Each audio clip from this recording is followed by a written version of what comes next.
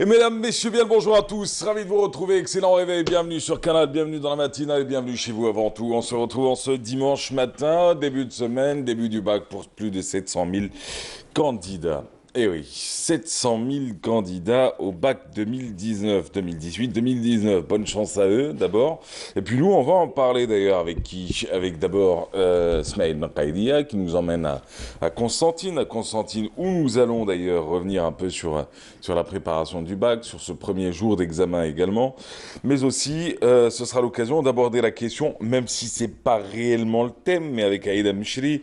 Elle est psychologue, vous avez l'habitude de la voir ici sur Canal et ici dans la matinale. Avec elle, aujourd'hui, on va parler de la célébration de la journée de l'enfant africain. C'était c'était hier, tout court. Voilà, c'était hier, c'était le 15. Mais ce qui est sûr, c'est qu'aujourd'hui, avec elle, on abordera aussi peut-être quelques petites questions liées à comment les parents peuvent gérer le stress de leurs enfants, mais aussi leur propre stress avec ce bac. Et d'ailleurs, Aïda Mchri sera avec nous. On enchaînera tout à l'heure avec qui? Avec la saison estivale et la lutte contre les feux de forêt, les incendies en forêt, avec deux invités.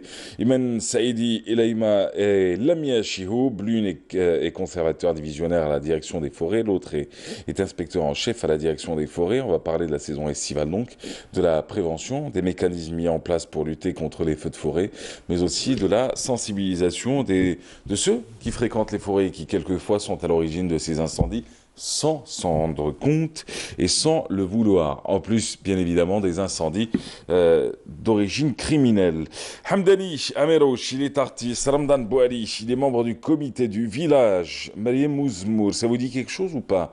Il a été élu village le plus propre de l'année 2018. D'ailleurs, c'est Friel Hamdi qui a été nous concocter un reportage et vivre une journée dans ce village. Elle revient avec un reportage que vous allez suivre ce matin pour voir un peu comment est fait ce village, comment il a été construit, comment se comportent aussi les habitants de ce village. Bah oui, on va parler de comportement citoyen, on reviendra sur comment maintenir son village propre. Et d'ailleurs, ils ont reçu ce fameux prix et on en parle d'ailleurs avec nos deux invités qui viennent et de ce village et de ce village. Et en même temps, ce sera l'occasion de quoi, à votre avis? Et va découvrir le reportage de Friel Hamdi. On finit tout à l'heure avec Myriam Moussaïd et Maya Amrani. Alors Myriam qui va parler ce matin des cerises et Maya Amrani, elle va nous parler de quoi? D'un colloque euro-africain d'allergologie.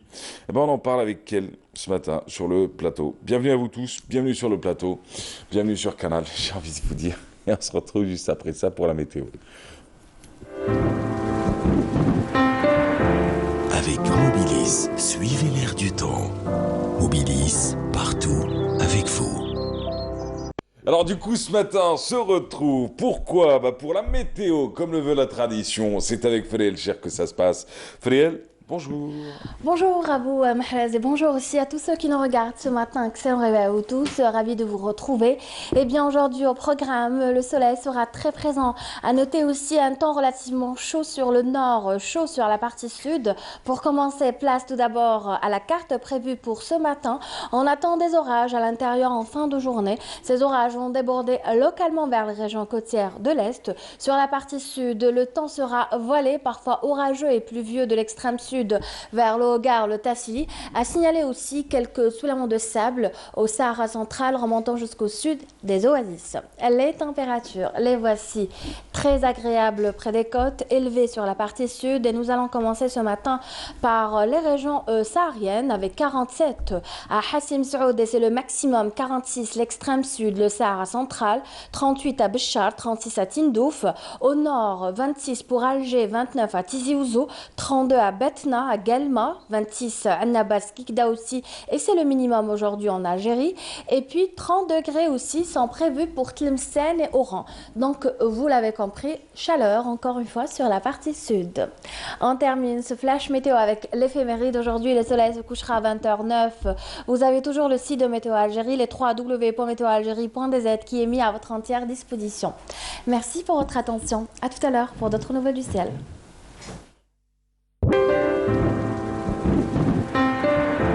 Avec Mobilis, suivez l'air du temps. Mobilis, partout, avec vous.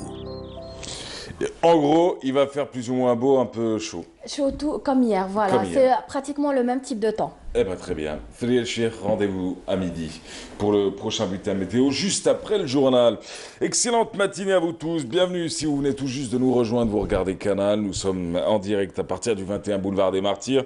Et dans quelques instants, on part à Constantine, sans plus tarder. À Constantine, nous retrouvons qui? Smaïl Belkhaïdia. Et avec Smaïl Belkhaïdia, on parle du bac aujourd'hui. Premier jour des examens du bac pour plus de 700 000 candidats à travers tout le territoire. On parle de Constantine. C'est la première escale du jour. C'est peut-être l'occasion de parler de comment a été préparée cette session du bac 2018-2019 et de revenir un peu sur les conditions d'organisation de ce grand événement, de ce grand concours, de ce grand examen. Avec qui? Avec Smaïl. Smaïl, bonjour. L'antenne est à vous. Et bonjour Mahrez et bonjour à nous, tous nos amis téléspectateurs. Et bien, bienvenue à Constantine, bien sûr ville de la science et de l'excellence, puisque c'est la ville de Bembadis, des Oulémas. Et à l'instant, il y a à peine une petite demi-heure, et bien les enveloppes ont été bien sûr ouvertes, avec l'avion qui passe bien au bon moment, mais c'est pas grave, on va essayer de faire quand même. Alors pour Constantine, il y a 19 098 candidats, dont 13 300 filles. Il y aura et dont 7 228 libres répartis à travers les 60 centres. Il faut savoir aussi que 84 détenus vont passer le bac dans les établissements pénitentiaires. Et puis il faut savoir aussi qu'il y a 4 863 personnes pour l'encadrement des 60 centres. Juste à noter seulement que par rapport à l'année passée, il y a 229 candidats de moins, ce qui a engendré bien sûr 3 centres de moins. Ça c'est les chiffres de 2018. Et aujourd'hui, tôt le matin, il y avait une ambiance festive, une ambiance particulière à Constantine, avec bien sûr les candidats qui étaient présents à travers bien sûr les grandes artères de la ville, qui voulaient se rendre bien sûr très tôt le matin au centre d'examen. Alors nous sommes au lycée Ibn Taymiyyah de Constantine, qui est connu, qui est situé à peu près au centre-ville de Constantine, avec moi monsieur Bahouli Mohamed, qui est le chef de centre. Alors comment s'est d'abord déroulée la première phase, qui était bien sûr l'accueil des candidats? Voilà, la première phase, elle s'est déroulée dans de très bonnes conditions même. J'ajoute tout simplement un petit détail par rapport à la ville des Ulama, mais aussi la ville des Ponts Suspendus a ouvert ses portes ce matin, de bon matin plus tôt, pour accueillir les candidats du baccalauréat. Au niveau du centre de Ibn Taymiyyah, donc c'est un centre de sciences expérimentales. On a 87 candidats. Le lycée a été bien préparé. Donc, que ce soit au niveau des profs surveillants ou bien que ce soit au niveau du personnel de manière générale. Est-ce qu'il y a eu des défections ce matin, par exemple des retards ou des absences? Voilà, on a enregistré aucun retard pour le moment, ça s'était bien passé. Alhamdoulilah. On attend de même pour l'après-midi. Donc, pour le moment, ils sont en train de passer l'épreuve de langue arabe. Et ça se termine à 11h. Alors très bien, bon, comme il y a l'encadrement, il y a tout ce qu'il faut, mais qu'est-ce que vous avez prévu pour accompagner, surtout il fait très chaud déjà à Constantine, est-ce que vous avez prévu bien sûr des repas, parce qu'apparemment cette année, spécialement pour les gens qui habitent loin et qui viennent passer le bac, vous avez prévu quelque chose? Voilà, en plus des préparations matérielles, donc il y a eu de l'eau toute fraîche, ça c'est garanti par monsieur le DE de la wilaya de Constantine, les repas sont assurés à 12h30. En plus de ça, il y a le médecin, il y a le psychologue, donc on n'a pas préparé tout simplement le côté matériel, mais le candidat a besoin également d'une préparation psychologique, un soutien psychologique. Alors donc, ça veut dire qu'il y a tout un personnel qui va accompagner, bien sûr. On a vu que certains candidats, puisqu'on était là tôt le matin, on a vu qu'ils étaient un peu stressés, on vous a vu parler avec eux, les encadrer. Voilà, c'est normal, c'est un examen de passage, c'est le passage d'un état à un autre état, donc le stress c'est chose normale, mais tout simplement il faut qu'il y ait un personnel qualifié pour gérer ce genre de situation. Et alhamdoulilah, les gens sont là, on est tous mobilisés pour sensibiliser les élèves, pour les calmer et pour les orienter davantage. Ce qui leur a fait plaisir aussi, c'est la présence, bien sûr, de tout l'encadrement de la direction de l'éducation de Constantine, avec à leur tête le directeur de l'éducation qui a effectué une visite et l'ouverture des plis.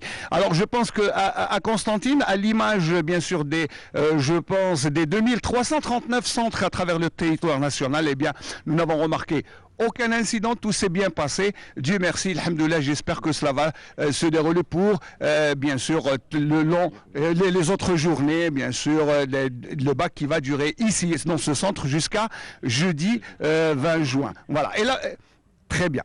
L'après-midi, il y aura une autre matière et demain... Une autre matière, c'est sciences islamiques, de 3h jusqu'à 15h30. À 17h30. 17h30, voilà, exactement. Très bien, voilà. Ah ben, comme vous avez pu vu, même l'encadrement est très sympa, alors même les gens qui sont là. Alors juste un petit mot, juste pour les gens que vous avez accueillis tôt le matin. Oui. Merci beaucoup pour votre visite. On souhaite la réussite et bonne chance à nos fils et filles. Merci beaucoup. Voilà, merci Mahrez de nous avoir donné un peu de votre temps. Je sais qu'il est précieux, mais ça nous a fait plaisir de vous avoir à partir de Constantine. Et on souhaite bien sûr bonne chance à tous les candidats au bac de cette année. Merci. Ismaël Bekhaidia, vous parlez de cet encadrement et de ces personnes qui étaient en mode un peu cool. C'est normal, le stress ça a changé de camp, comme on dit. Le stress est plutôt chez les candidats, effectivement. Merci Ismaël Bekhaidia, bonne chance à l'ensemble des candidats de Constantine, la ville des ponts suspendus, la ville des Olama, mais aussi bonne chance à l'ensemble des candidats de tout le pays. Plus de 700 000 candidats cette année. Ça vaudrait le rappeler, 700 000 dans tout mode confondu d'ailleurs, hein, ça vaudrait le dire, candidats libres ou encore en cours du soir, et les candidats qui font partie du circuit scolaire, normalement ceux passant par les lycées. Mais nous on en parle d'ailleurs, on va faire escale à Tamarrasset si vous le permettez, on va aller à la découverte d'une jeune candidate, elle est non-voyante et malgré son handicap, et ben voici comment elle prépare son bac et voici comment elle aborde son bac d'ailleurs. Allons-y. Malgré son handicap, Hiba Wilal Rachida n'a pas baissé les bras et a travaillé sans relâche pour réaliser son rêve, celui d'avoir son bac. C'est au lycée le colonel Sihouès à Ain Miguel, dans la wilaya de Tamanrasset, que Hiba a pu s'imposer et vaincre son handicap. Je n'ai pas eu recours au braille pour apprendre mes cours. Certes, j'ai trouvé des difficultés, surtout durant les examens, mais Dieu merci, avec la persévérance, tout est possible et j'espère même être un exemple pour tous les autres à qui je dis que le handicap physique ne peut être un frein pour atteindre tous ses objectifs.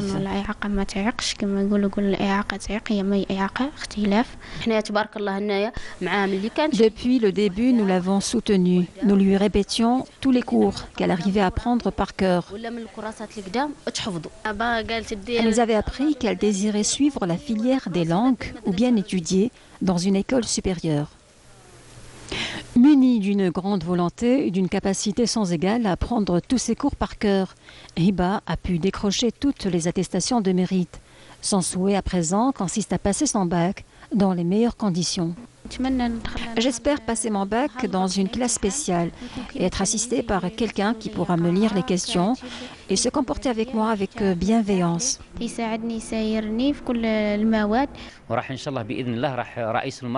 Le directeur du centre prendra en charge cette candidate. Elle sera accompagnée par une autre personne durant toute l'épreuve du bac.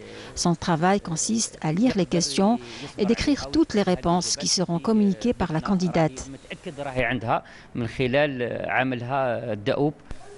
Pour de meilleurs résultats, Hiba, qui a vaincu son handicap, souhaiterait à présent apprendre le braille pour être plus indépendante et pourquoi pas atteindre le sommet de la gloire.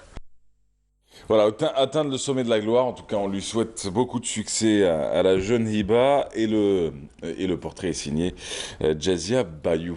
Excellente matinée à vous tous. On va parler de la journée de l'enfant africain. Mais juste avant, on va profiter de votre présence. Aïda Mouchidi, bon retour sur Canal. Bon retour en ces jours qui ne vous concernent pas habituellement. Vous êtes là aujourd'hui pour plusieurs raisons.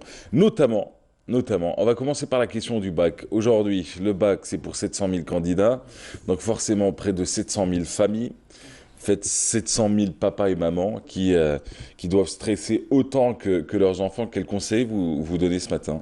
Vivre l'expérience, c'est quelque chose de précieux, c'est un moment inoubliable. C'est un passage comme ça. Vivre l'expérience en tant que parent. Oui, bien sûr. D'accord. Mais je me rappelle l'un des passages qu'on avait fait, Yazid Aït Mahid était présent, où on s'est arrêté au morceau de sucre comme ça qu'on donnait pour offrir symboliquement cette joie pour qu'ils puissent vraiment passer ça. Ouais. J'espère qu'ils vont trouver ces rituels, ces moments, avoir des images, là où ils pourront se rappeler toute leur vie. Et puis il y aura une autre joie après, c'est les résultats, Ouais. ou une autre expérience, même s'il n'y a pas le bac, il y a l'échec aussi, qui est très constructive.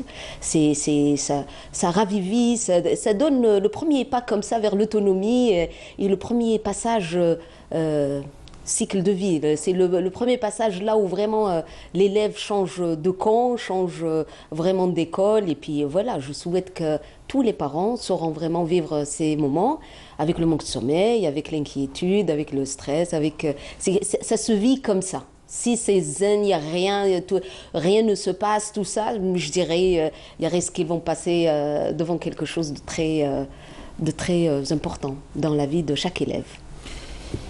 Eh ben, ce moment important, comme vous le dites, faudra le vivre. Sinon, pour les candidats, pour demain matin, enfin pour cet après-midi, vu que maintenant c'est déjà fait, mais sinon pour l'après-midi ou la session de demain matin, c'est quoi? Reprendre souffle. Tout le monde en parle. Entre deux examens. Ben, je dirais reprendre souffle. Il y a beaucoup de choses.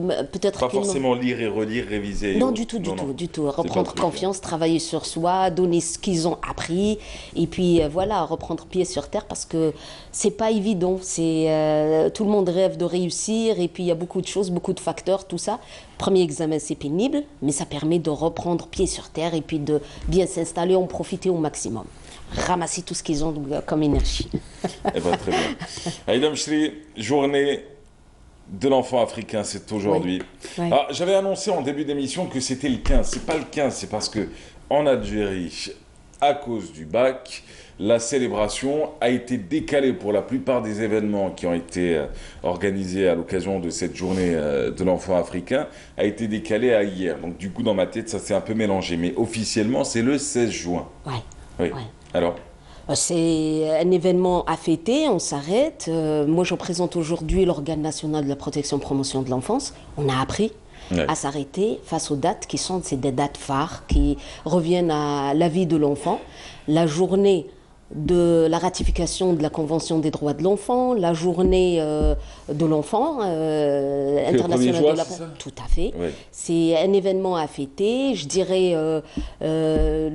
tous les événements comme ça qui passent. Aujourd'hui, l'enfant africain, mais voilà, dans quelques jours aussi, le 15 juillet, ça sera l'enfant algérien, et qui coïncide aussi avec la naissance de la loi 1512 qui est relative à la protection de l'enfance en Algérie. Oui, tout à fait. Et je crois que si on s'arrête comme ça, c'est pour justement redonner à l'enfant, pas que côté psychologie, éducation, tout ce qu'on peut lui offrir comme ça de nous, parents professionnels, mais aussi côté de loi, là où c'est son droit d'avoir une référence pour le protéger et l'aider. Avant de parler de la journée de l'enfant africain, avant de revenir un peu sur sa célébration, on va peut-être revenir d'abord sur l'organe que vous représentez aujourd'hui. C'est l'organe national de promotion et de la protection de l'enfant. Et il consiste en quoi exactement? Alors, c'est une nouvelle institution. A vu la naissance après la nouvelle loi. Et je crois qu'il y a un petit livret comme ça. Nous, on est fiers de pouvoir vraiment offrir aux professionnels juridiques le deuxième. Là où il contient l'essentiel, le texte juridique qui comporte la loi du 15-12, qui est la protection de l'enfance, mais aussi tout ce qui va avec. Donc voilà, ça permet aux professionnels de comprendre un tout petit peu la fonction de l'organe national, mais aussi de consolider les efforts avec toutes les autres institutions. Ouais. Et on s'est déjà vu auparavant pour faire la promotion du numéro vert 1111, qui est l'un des outils des signalements. Aujourd'hui, je viens avec, après une année, voilà, je viens avec un couffin bien plein de signalements concernant différentes situations, et puis les enfants dans plusieurs situations, là où la loi aujourd'hui Alors on a recours au 1111 pour quel motif le plus souvent? Quel motif? C'est la maltraitance. Ça, Ouais. c'est numéro un, la violence. Ça, c'est quelque chose qui nous touche de très près. Les chiffres sont alarmants. Mais aussi, voilà, je dirais, les enfants délinquants, là où leur comportement devient dangereux pour eux. Ouais. Je dirais aussi l'harcèlement. L'une des causes aussi, c'est de plus en plus. Ça fait 2-3 jours, on a fêté aussi la journée de l'amala عند الأطفال. Donc ça nous permet aussi de revenir sur ça pour ne pas pousser les enfants à travailler et à les protéger pour qu'ils puissent vivre leur enfance. Voilà. Donc il y a plusieurs types de signalements et plusieurs situations, tout ça. Un heureux événement, Internet vient d'être lâché. Juste, j'ouvre la parenthèse et je la referme pour ceux qui attendent comme ça. Il y a un petit Gmail qui vient de décoller, un petit Facebook Pro aussi qui a envoyé des notifications. Après, je n'assure rien aux autres. Alors du coup, pour les autres réseaux sociaux par contre, très bien, le 11-11, vous en avez parlé, vous avez parlé de la création donc, de l'organe national de promotion et de la protection de l'enfance. Ça dépend du Premier ministère, mais aussi de la ministre déléguée, donc Madame Mariam Chafi, c'est cela? Que je salue, Mariam Chourfi, que je salue. Chafi, pardon. Voilà. Et qui est à la tête de l'organe national. De l'organe national. Mufawwida al-Wataniya, ouais. Très bien. Alors, on va parler donc, qu'est-ce qui est fait aujourd'hui par rapport à l'enfant africain? D'abord, quelle est la symbolique de cet événement? C'est quoi? C'est la célébration de l'enfant africain dans sa globalité? C'est la lutte contre le racisme et la maltraitance de l'enfant africain? C'est quoi au juste? Le développement de la petite enfance. On revient vraiment vers la construction. Notre projet, vous savez très bien qu'il y a eu plusieurs événements. Les festivités s'enchaînaient. Des circoncisions organisées. Moi, je citerai l'exemple de Azaba à Skikda jusqu'à Bni Msous, les visites aux pédopsychiatries, là où il y avait la célébration aussi de la journée, là où les visites de terrain, que j'en profite pour saluer le professeur Tapti, qui chapeaute un peu le comité thématique de santé mentale. Ouais. Aujourd'hui, ça c'est aussi un grand pas pour nous, l'organe national. Aujourd'hui, comité thématique de la santé, sous thème santé mentale cette année, nous permet quand même de toucher sur un plan santé beaucoup d'institutions avec la collaboration des sommités qui font partie de ce comité. Et je dirais la célébration de la journée de l'autisme. Et voilà, on revient vers la construction maintenant de base, comment on peut revenir à la petite enfance. Et c'est pour ça qu'on organise en collaboration avec l'UNICEF la journée de développement de la petite enfance, l'investissement durable. C'est super ça. Oui, oui.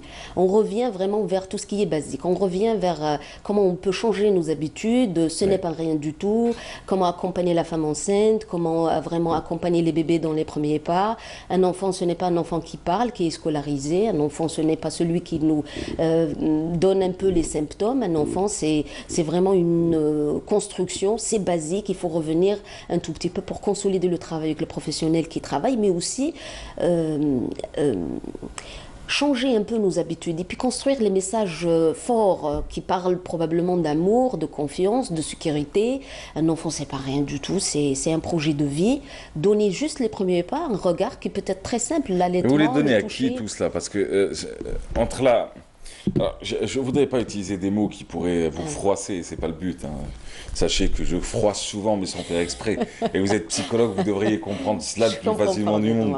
Ouais. Mais je veux dire, vous éditez des guides, des ouvrages qui racontent l'enfance, qui racontent les droits, la protection, comment elle doit se faire et tout.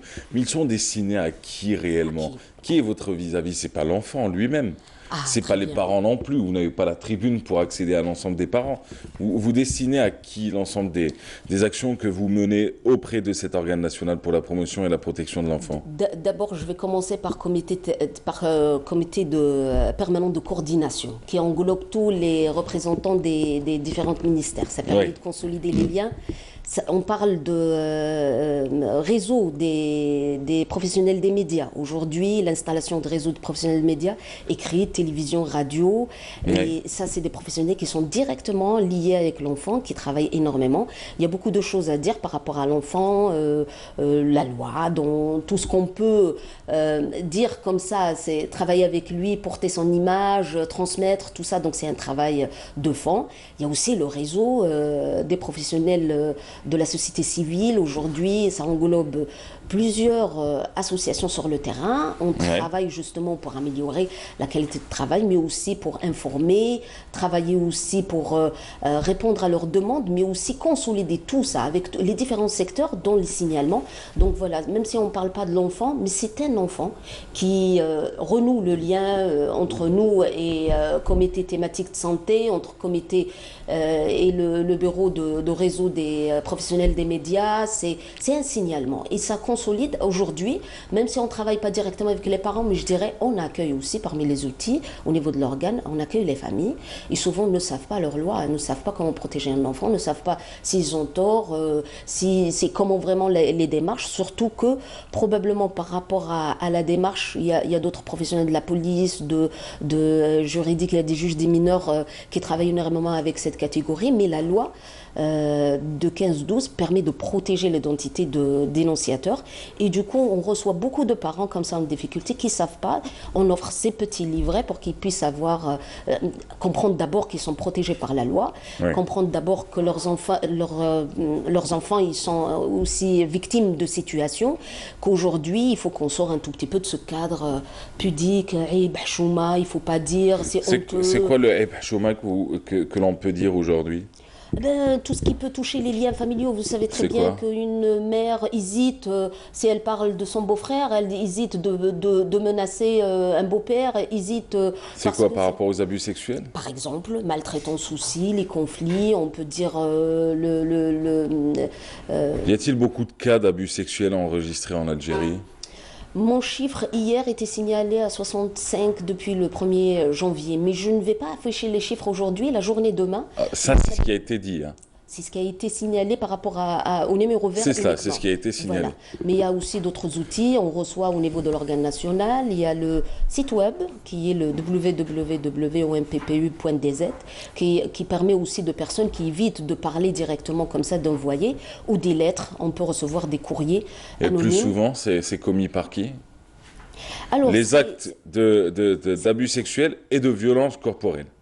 Moi, je dirais les mamans pour la violence corporelle. Généralement, c'est les mères. C'est les mères qui frappent? Non, c'est les mères qui dénoncent. Ah, qui dénoncent, d'accord. Oui. Elles ont le cœur chaud comme ça, elles veulent protéger leurs enfants et rapidement elles lancent. Tout ce qui est abus sexuel, je dirais les voisins. C'est les professionnels non directement, donc on peut recevoir les signalements de la part des enseignants, les voisins. Ils demandent d'abord s'ils seront protégés, mais en deuxième lieu, voilà, j'ai entendu parler, il y a tel lieu, c'est derrière l'école, telle forêt, tel endroit, les gens consomment, il y a un réseau de personnes et puis ça nous aide directement à traiter les signalements et à faire le nécessaire pour pouvoir intervenir rapidement. On peut signaler auprès de votre numéro vert le tabagisme, par exemple? Si ce comportement devient un comportement dangereux pour l'enfant, oui, bien sûr. Un enfant qui fume à moins de 16 ans est un acte dangereux? Absolument, absolument. Ouais. Et puis, il n'y a pas que ça. Moi, je dirais, ça nous invite, ça nous invite à réfléchir un tout petit peu, à consolider les efforts entre nous. Parce qu'aujourd'hui, le tabagisme, c'est un premier pas. Aujourd'hui, on parle de la consommation de drogue, de cannabis. Les mamans sont là démunies, ne savent pas trop comment réagir et ne savent pas trop comment gérer. Et puis, c'est à nous maintenant de travailler avec les addictologues qu'on reçoit avec le comité thématique de la santé mentale pour qu'on puisse vraiment réfléchir à consolider le travail sur le terrain. C'est un grand dossier et c'est parmi les thématiques traitées, dont les sous-thématiques, sous-commissions, il y a l'addiction. Qui est, moi je dirais, vous parlez de tabagisme, je parlerai des écrans. Aujourd'hui, on s'intéresse de très près à tout ce qui est tablette, écran, les enfants sont addicts et puis on ne sait pas trop comment. On ne va pas contacter le 1111 pour dire je signale un comportement dangereux de mon fils qui est collé à sa tablette. Faites-le, je vous en prie. Faites-le, je vous en Ouais, prie. oui, oui. Et quand t'as une tonne de vis dans le monde et qu'après, on va s'intéresser à une tablette qui est juste ici, j'ai envie de vous dire, il y a de quoi s'inquiéter quand même. Non, mais- C'est-à-dire, il y a des priorités aujourd'hui. Lutter contre la drogue dans le milieu scolaire, lutter contre le tabac dans le milieu scolaire, lutter contre toute forme de violence envers les enfants, lutter contre les abus sexuels à La l'encontre des mendicité. enfants, la mendicité, le oui. travail des enfants. Absolument, le Et travail à côté, des on enfants. prend une tablette, je veux dire, c'est mignon, Faites-le, quoi. faites-le. Je vais vous Ah, dire je le fais pourquoi. quand même. Oui, faites-le quand même. D'accord. Pour la simple raison que ça c'est un début, c'est une piste. Même si on ne saura pas donner le maximum de nous-mêmes, on saura au moins trouver le cheminement, les professionnels qui pourront intervenir, qui pourront communiquer. Aujourd'hui, si je parle de la journée de demain, ça ce n'est qu'une clé pour pouvoir ouvrir vers le réseau de terrain réel.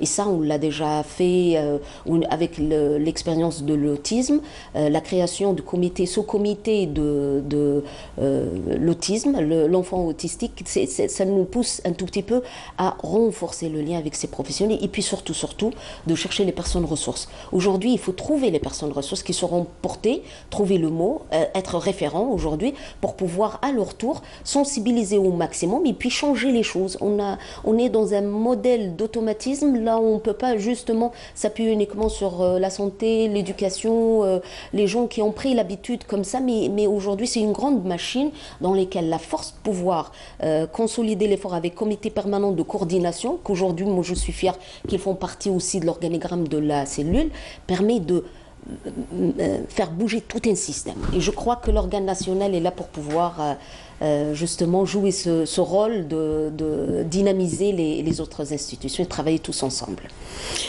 Merci Aïda Mechri, bonne célébration pour cette journée de l'enfant africain. Vous la célébrez où? Ça sera au niveau de l'hôtel de Mercure. Oui. Il y aura des ateliers, tout un programme riche et je félicite mes collègues, je les encourage et puis merci pour les gens qui ont fait confiance et qui contribuent avec nous dans l'enrichissement de notre programme. Et un dernier conseil pour les parents qui voient leurs enfants quitter la maison tous les matins pour aller passer le bac? Eh ben, je dirais, contrôlez-vous, Mimi, qu'il y a quelque chose comme ça qui passe dans le regard. On est très fragile La face peur. à... Hein, ben La oui. peur de Il y l'échec, a- la peur il y a- du regard de la voisine. Khmous, mais je dirais, il y a quelque chose dans nos mimiques, dans le verbe, Ouais. essayons de contrôler un tout petit peu, il y a quelque chose qui nous dépasse et ça peut influencer. Restons zen comme ça et puis chercher un équilibre au fond de nous, ça ne peut qu'aider les autres. Voilà. Bah, c'est dit. Merci madame. Merci à vous. Bonne chance. Merci. Bonne Je vous chance remercie. et il est bon de rappeler que la journée de l'enfant africain nous concerne aussi. Hein, pour ceux qui se pensent soit au Moyen-Orient, soit de l'autre côté de la Méditerranée, jusqu'à preuve du contraire, on est au nord du continent africain. On est même à la tête du bateau du continent africain. Et ce serait dangereux de se dire que celui qui est au bout qui est à la tête du bateau oublie à quel bateau il appartient. Voilà, en espérant que le message soit passé. Merci Aïda Mechri, c'était un plaisir en tout cas. Bravo pour vous, bravo pour votre parcours et puis on rappelle que vous avez représenté ce matin l'organe national de promotion et de la protection de l'enfant. Vous êtes toujours sur Canal dans la matinale? Oui, Oui, tous les mardis matin? tous les jeudis matin. Tous les jeudis. Ah oui. Vous avez Je- choisi votre clan, vous. je- Ah si. Ah si. Ah Ah si. ben, mais on coque. Ah oui, mais non, mais je commence à comprendre un peu les alliances un peu dangereuses que Je suis que vraiment vous alimentez. très contente aujourd'hui de te retrouver. Ouais, et puis, c'est ça. on a pris un rituel, moi et Mahrez, de se voir une fois par an. C'était Ouais. déjà Ramadan de l'année passée. C'est ça. Aujourd'hui, voilà, ça fait une année. Ça me permet juste d'avoir une référence. Qu'est-ce que j'ai pu réaliser une année? Donc, je prends rendez-vous avec vous l'année prochaine, espérant. D'année en année, une voix différente. Tu vois, Voilà. L'année prochaine, j'espère que tu me verras Mchien, Inch'Allah. Plus de réussite. Mais je Merci. tiens aussi à te passer le grand bonjour de tous mes collègues. Eh ben voilà, les vous les voisins, saluerez de votre les part, gens en qui tout t'aiment cas. bien. Et Eh ben, puis, bon courage aussi pour ton parcours et ton Ouais, travail. merci Aïda, merci d'avoir été là. Allez, quant à nous, on se retrouve dans quelques instants. On va parler de la lutte contre les incendies et les feux de forêt. La saison estivale commence et la lutte contre les incendies et les feux de forêt est entamée déjà. La bataille est entamée. Qu'est-ce qui est fait sur le terrain et quels sont les mécanismes mis en place pour lutter contre les incendies? Quel message aussi et comment s'articule, comment se traduit la sensibilisation sur le terrain auprès des usagers des forêts, mais pas que les usagers. Il y a aussi ceux qui vont causer ces feux sans le faire, sans préméditation.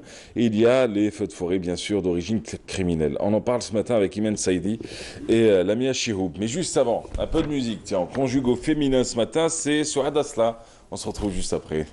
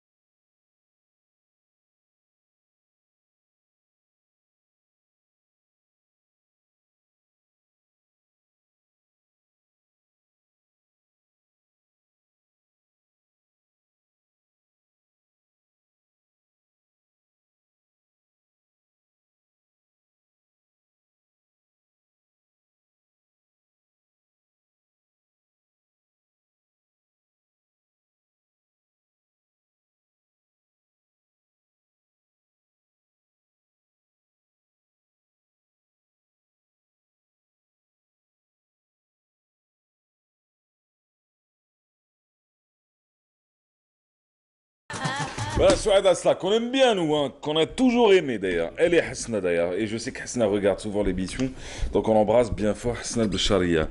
Excellente matinée à vous tous, là c'est parti avec l'autre thème annoncé ce matin, la saison estivale qui commence et la lutte forcément contre les feux et les incendies de forêt. On en parle ce matin avec deux invités.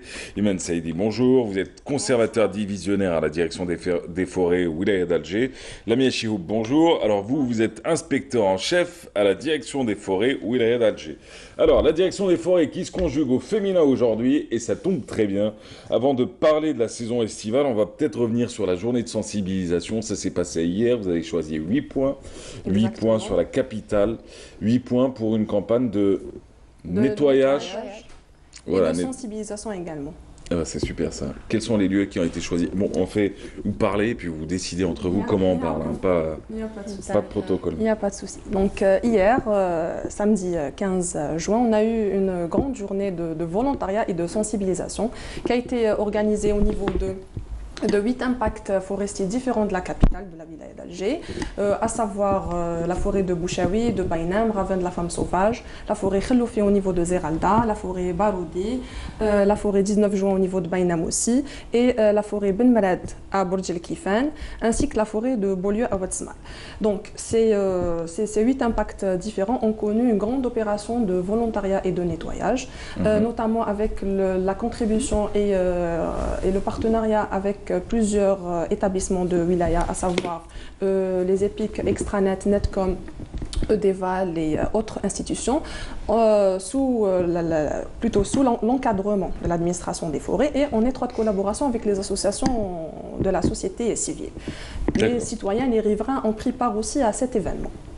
C'est quoi, c'est une tradition chez vous ou c'est fait cette année spécialement? Ce n'est pas une tradition. Donc disons que la sensibilisation est un acte de tradition que notre direction, la direction des forêts, a l'habitude de le pratiquer durant toute l'année. Mais les campagnes de nettoyage? Justement, les campagnes de nettoyage, on a l'habitude de les faire, mais cette fois-ci, la chose qui est, disons, nouvelle, c'est que ça a été synchronisé. C'est-à-dire que l'événement a eu lieu au niveau de plusieurs impacts au même moment. D'accord. Voilà. Vous étiez où, Iman Saïdi? Moi, j'étais au niveau de la forêt de Bainam. Lamia Chihoub? Aussi, également. Ah, vous êtes inséparable, c'est ça? Inséparable, Plateau oui. télé, campagne de sensibilisation. Alors, tiens, avant d'entamer la saison estivale, de revenir un peu sur ce qui s'est passé l'année dernière, sur comment vous abordez cette année également, par rapport à votre métier, on est en plein période d'examen du bac, beaucoup vont choisir la carrière à suivre par la suite. On leur souhaite bon courage. Eh ben oui, on leur souhaite bonne chance d'ailleurs. Quel est votre parcours? Comment êtes-vous arrivé à la direction des forêts? À la direction des forêts, donc on est de formation agronome. Agronome toutes les deux? Oui. On a fait notre étude supérieure à l'École nationale d'agronomie. Et dès le départ, vous vouliez aller à la... Moi, dès le départ, je voulais faire foresterie. Ah oui? Oui. Ah, dès le départ? Dès le départ. Ah, c'est fou, hein? Qu'est-ce qui vous a donné envie de... Peut-être parce que j'aime bien la nature, j'aime bien les forêts, oui. Et on est vraiment confronté qu'à cela quand on est... Je voulais dès le départ faire foresterie, oui. C'est bien. Et vous? Disons que moi aussi, le début de ma j'ai commencé en faisant des études en agronomie. Et ensuite, moi, c'était l'environnement qui m'a passionnée. Donc j'ai fait des études en environnement et là, je me retrouve à pratiquer la foresterie au niveau de la direction des forêts de la wilaya d'Alger. La saison estivale débute. D'ailleurs, lancement de la saison estivale, il y a quelques jours, on en avait parlé hier matin, c'était l'occasion pour le ministre du Tourisme de faire une démonstration de force du côté de Sidi Fradj avec cet embarquement, c'était pas un débarquement cette fois-ci, de bateaux et en mettant d'ailleurs la saison estivale sous la thématique sport et divertissement, sport et plaisir. Alors pour vous, c'est une toute autre mission pendant la saison estivale, c'est tout tout autre combat. Alors, on va peut-être revenir sur la saison estivale 2018. Vous l'avez vécu comment? Quel était le bilan? Est-ce qu'on a peut-être pas les chiffres forcément parce que c'est pas ce qui intéresse le grand public, mais revenir un peu sur l'ampleur des dégâts parce qu'on sait que chaque année, surtout pour un pays comme le nôtre et l'ensemble des pays de la Méditerranée, on souffre. Météorologiques. Exact. Voilà. Et contrairement aux années précédentes, l'année de 2018, on a enregistré que 4 une grande baisse de feux de forêt. On parle wilaya d'Alger. Oui, je parle de la wilaya d'Alger. Une baisse par rapport aux années précédentes. Oui. Et ceci. Wilaya d'Alger. Wilaya d'Alger. Ouais. Bon, c'est ce qui vous concerne en même temps. Exactement. Ceci peut être réduit grâce aux actions de sensibilisation qu'on fait durant tous les mois de reboisement qui débutent du 25 octobre jusqu'au mois d'avril. Au fait, si je pourrais rajouter à ce qu'a dit ma collègue, au fait, les missions de l'administration des forêts, disons, elles sont divisées par 2. Donc, nous faisons 6 mois de sensibilisation, de reboisement, de plantation au profit des citoyens, des riverains, des élèves d'école, des étudiants, donc la société, des enfants aussi, et 6 mois de protection contre les incendies de forêt. Donc, le début de juin, on a lancé la campagne de prévention et de lutte contre les incendies de forêt, donc qui est lancée chaque année début de juin et elle continue jusqu'au 31 octobre. Donc, ce sont 6 mois de lutte et de prévention contre ces incendies de forêt. On essaie aussi d'enchaîner avec la sensibilisation pour essayer de diminuer le plus possible les incendies qui ravagent nos forêts. La particularité de la wilaya d'Alger, c'est que donc, le massif forestier il est réduit par rapport aux autres wilayas. Mais sa particularité, c'est que les forêts qui existent fréquentées par les forêts touristes. Voilà, les forêts qui existent au niveau de la wilaya d'Alger, par contre, ce sont des forêts récréatives, donc à caractère récréatif, donc elles attirent beaucoup plus de population. Elles sont plus sujets au risque. C'est ça. Elles sont plus sujets au risque, elles sont plus sujets aux problèmes de déchets, problèmes de casse et tout, donc dû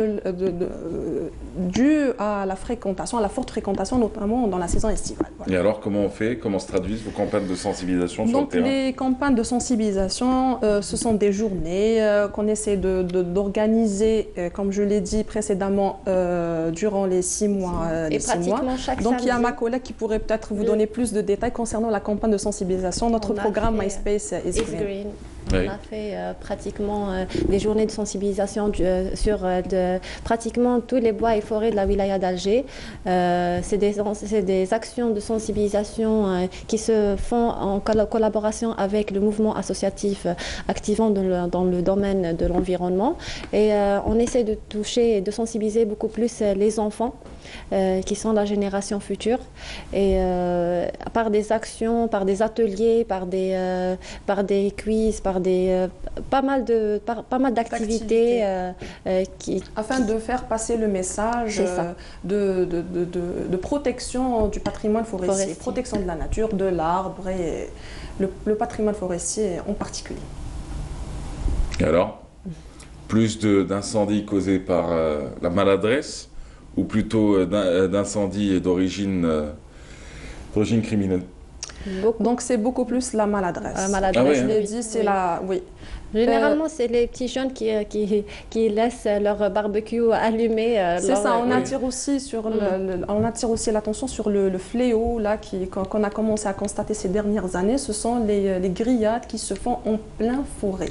Ouais. Donc j'attire l'attention. Il est interdit ou il faut le faire avec beaucoup de précautions? Il est interdit. Carrément, il est interdit. Surtout si on le pratique au milieu de la forêt elle-même, c'est-à-dire au milieu des arbres ou bien à côté de la broussaille. C'est interdit. C'est interdit par la loi de pratiquer ce genre de pratique au niveau de la forêt. Donc à travers cette émission, je lance... C'est propre à l'Algérie ou c'est partout dans le monde? Je pense que c'est beaucoup plus propre à notre pays. Feu de camp et autres interdits aussi? Il y a certaines mesures de sécurité à respecter. Il y a une législation. Vous n'aseptisez pas complètement le monde de la forêt, c'est-à-dire vous laissez un peu de liberté, mais en même temps, il y a des actes. Il y a des endroits où c'est complètement interdit. Oui. Et il y a des endroits où il faut juste suivre la législation. Il faut juste, voilà. D'accord. Tout simplement. Voilà. Donc, sinon, c'est la maladresse, quoi. C'est la maladresse, généralement. C'est l'insouciance, c'est beaucoup plus les déchets. Aussi. C'est beaucoup plus les déchets avant le mois de Ramadan, c'est-à-dire avant le début de la saison estivale. Il y a eu vraiment, donc il y a eu une grande fréquentation au niveau des forêts, donc il y a eu un ramassage donc le ramassage des ordures, il se fait pratiquement après chaque week-end par l'administration des forêts, par les services des forêts, et on ramasse un nombre vraiment très très très important de sacs, de déchets, de par les gens qui fréquentent la forêt, qui laissent leurs déchets. Donc au moins, aller à la forêt, c'est un acte qui distrait, qui fait plaisir. C'est un plaisir, mais il ne faut pas non plus que la forêt elle-même subisse les... Elle subit. La forêt, elle subit beaucoup de pression de la part de la population. Donc il est bien de fréquenter la forêt. Au contraire, c'est un milieu naturel, c'est un milieu là où on se distrait, de détente, exactement. Mais il faudrait toujours penser à l'aspect, ramasser ses déchets, donc comme à la forêt, comme à la plage, ramasser ses déchets et essayer au moins de laisser l'endroit propre. Voilà. C'est ça. Quelle est la forêt la plus fréquentée? Bouchaoui. Bouchaoui, il y a Baïnam aussi. Il y a Baïnam aussi. Donc au niveau de la wilaya d'Alger, donc nous avons plusieurs sites forestiers, donc des forêts créatives, donc qui sont fréquentés par la population. Mais nous avons remarqué que la fréquentation, elle touche beaucoup plus Bouchaoui et Baïnam. Baïnam étant le plus grand massif forestier de la wilaya d'Alger, environ 500 hectares. D'accord. Voilà. Bon. Le poumon d'Alger. On l'appelle le poumon d'Alger. Vous travaillez où, de quel côté? Moi, je travaille où la direction à Babzouar. Oui. En plein forêt ou non? Non. C'est dommage. Ça aurait été bien si vous aimez autant la forêt. Oui. De travailler au sein et dans la forêt, non pas entre quatre bouts de béton. Quoi. On le fait, Ça, chaque samedi, on est à la forêt. Chaque samedi, on organise des journées. Donc, ça ne nous empêche pas d'être en contact avec la nature. Voilà. Merci d'avoir été là. Merci beaucoup. On vous souhaite beaucoup de belles choses. Quelle est la plus belle forêt en Algérie? En Algérie, pas la wilaya d'Alger. J'imagine qu'en tant que forestier. Je pense que ce sont les forêts de l'Est. Bjaïa. Akfado aussi. Akfado, c'est une très très belle forêt. Avec des lacs et tout? Ah oui, le lac Noir. Ah oui? Ouais. C'est bien ça. C'est magnifique. Et sinon, vous avez Djidja, là, ce qui paraît, on est en train de me souffler. Très joli. Les forêts de Djidja serait pas mal. Merci, mesdames. En je tout cas, vous en prie, merci à vous. Beaucoup de belles choses. Excusez-moi avec monsieur Rabien, donc je tiens à saluer, tous mes collègues à travers les différentes circonscriptions des forêts de la wilaya d'Alger. Donc ce sont 3 circonscriptions, mes collègues de la direction pour les efforts colossaux qu'ils déploient chaque fois avec l'arrivée de notre saison estivale et la saison de prévention et de lutte contre les incendies de forêt. En tout cas, c'était un plaisir de vous recevoir, mesdames. On vous souhaite beaucoup de succès et beaucoup de belles choses. Imen Saïdi, rappelons que vous êtes conservateur divisionnaire à la direction des forêts Wilaya d'Alger. Lamia Chihoub, vous êtes inspecteur en chef à la direction des forêts Wilaya d'Alger. On dit inspectrice ou inspecteur? Inspecteur. C'est pareil. Ouais, c'est pas grave. On la laisse au masculin. On la laisse au masculin parce que ça démontre que la femme aujourd'hui est sur tous les front et active sur tous les plans. Donc du coup, contrairement aux idiots qui disaient que la femme avait sa place quelque part, je veux dire, ça répond à tout. Merci mesdames, merci beaucoup. Merci à vous, merci. Allez, ça parle pas réellement de forêt, ça parle cette fois-ci de village, le village le plus propre de l'année 2018. Le prix a été décerné il y a quelques mois. Le prix a été décerné d'ailleurs à un village qui s'appelle Mrim Ouzmour, le village le plus propre de 2018. Qui l'a visité? C'est Feriel Hamdi qui nous fait vivre une journée dans ce village, qui nous parle d'ailleurs du comportement des habitants du village et qu'est-ce qui est fait en fin de compte pour en faire le village le plus propre. C'est parti avec elle, on se retrouve juste après pour en parler d'ailleurs.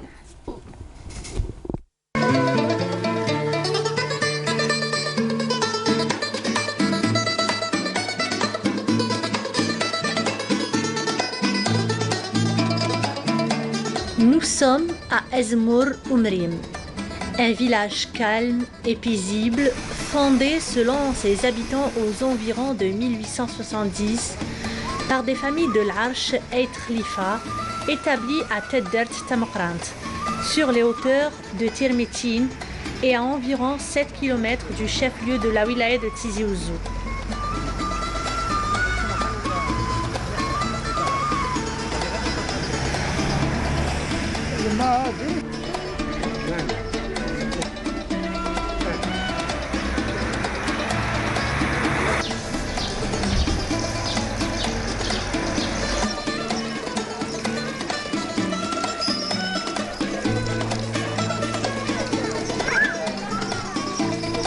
Le visiteur qui met les pieds pour la première fois reste émerveillé par l'organisation et la propreté qui règnent dans ce village. Tout a commencé le 12 janvier 2018 après une action de volontariat spontanément lancée par un groupe de jeunes. Mais des fois, des gens,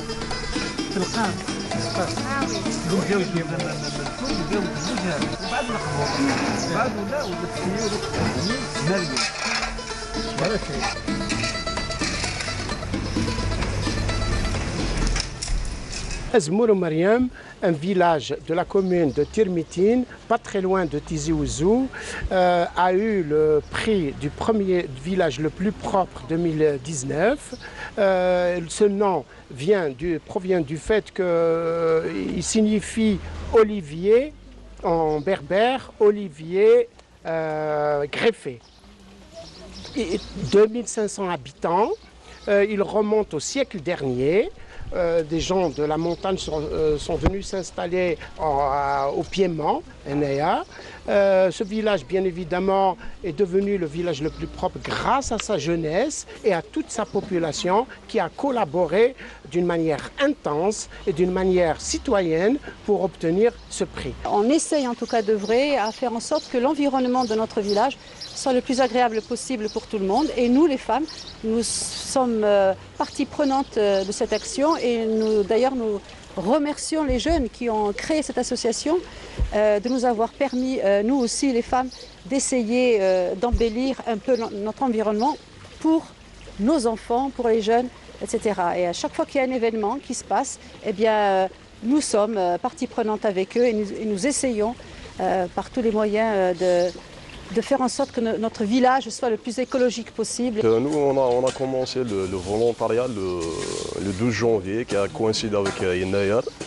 Et depuis, on a perpétué ça. Chaque vendredi, on fait des volontariats. Et on rassemble des gens jusqu'à 600, 700 villageois. Donc, chaque vendredi, on fait du volontariat, on nettoie tous les artères du village.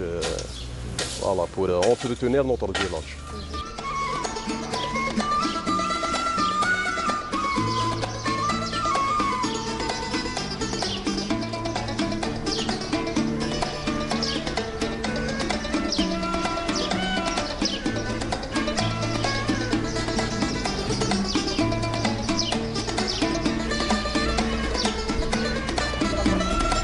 De là, il était devenu nécessaire de canaliser cette dynamique citoyenne naissante.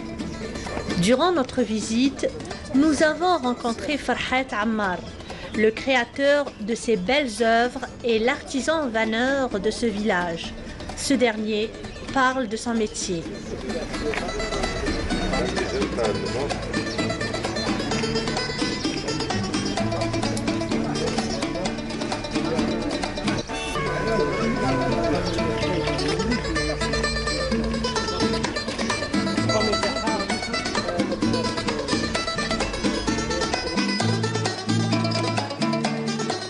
دي زاني 88 89 اللي بديتها فهمت. بكري كنت خدام نورمال ومن بعد تلاقيت هكذا مع صحابي اللي يديروها في عين مزيان يخدموها الصنعه هذه تاعهم. رحت معاهم وليت تعلمتها. رحت نروح معاهم الواد نروح نحيو معاهم نخدم معاهم وليت الصنعه هذه عرفتها. يخدموا كاع كاين بزاف حوايج كاين كيما هذه تاع الخريف كيما يديروا في الخريف يديروا البيض فيها يهزوا فيها. هذه تاع باغ اكزومبل تاع لي فروي تاع القضية فهمت كيفاه. وهذه كيف ولا هذه تاع العراس يديروها في الحلوه يديروها فهمت كيفاه. كاين بزاف حوايج. Voilà, ça c'est la première partie de ce reportage. Il est signé Friel Hamdi sur le village nommé Azmour Mariam.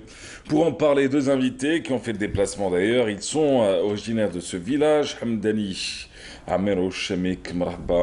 Voilà, il est artiste. Vous êtes artiste musicien et vous êtes parmi nous ce matin. Ramadan Bouali, bienvenue. Vous faites partie du comité du village. Alors Azmour Mariam. Et qu'on a vu d'ailleurs dans ce reportage. Alors, élu village le plus propre en 2018. Alors 2019, c'est pas vous. Hein. Non, non. Il n'y a pas encore de résultat. Ah, il n'y a pas encore le résultat? Non, c'est les inscriptions. En octobre. Et vous êtes inscrit pour cette année aussi? Non, on n'a pas le droit de le faire. Non. C'est comme ça, c'est la règle. Après 5 ans. Après 5 ans? 5 ans. On donne la chance aux autres. Voilà. Comment on donne la chance aux autres en excluant ceux qui... Oui, tous ceux qui ah ben, attendez, mais excusez-moi, ça veut dire une course sur un 100 mètres, par exemple, s'il y a un championnat du monde tous les 2 ans, alors vous demandez à Usain Bolt de ne plus se présenter, quoi. C'est pendant 4 ans. Mais le souci... toi, t'es bon, tu restes là. Salis ton village dans 5 ans, tu reviens. Bon, justement, c'est ça le souci. Quand on doit rester... Excusez-moi de remettre en question les règles, mais les règles sont faites pour être rediscutées. Voilà, c'est des règles qui sont instaurées au niveau de l'APOE, puisque c'est elle qui a mis en œuvre ce concours du meilleur, du village le plus propre en Kabylie. Oui. C'est une idée de Rab Haïsat, Allah yarhamou. Donc, pourquoi ils ont espacé de 5 ans? Justement, c'est pour permettre au village de rester pendant ces 5 années toujours beau. Enfin, tous les villages doivent rester comme ça, éternellement, logiquement. Oui, normalement on n'a pas besoin de concours. Mais c'est très bien, c'est quand même une excellente initiative qui a montré que depuis quelques années, enfin, chaque année, on découvre un nouveau village qui est fabuleusement propre, mais fabuleusement... Qui dit propreté, dit beauté en plus. Hein. C'est vrai. C'est vrai. Alors, le comité du village. Oui. Alors, c'est un village de combien d'habitants déjà? À peu près de 2500 habitants. 2500 habitants. Oui. Le comité a été créé le 24 décembre 2017. Oui. Et la première opération... Depuis toujours, votre village a été propre? Oui. Était propre? Oui, oui. Mais les derniers temps, avec les déchets, bon, donc on a décidé d'installer un comité de village qui veillera à la propreté de ce village, surtout par rapport à l'environnement. Tout simplement. Tout simplement. Oui. Donc on a installé un peu partout, on a construit des niches à ordures avec 4 bacs dedans pour faire le tri sélectif. D'accord, déjà. Là, déjà, et le tri sélectif se fait d'abord à la maison, à la cuisine. C'est ça.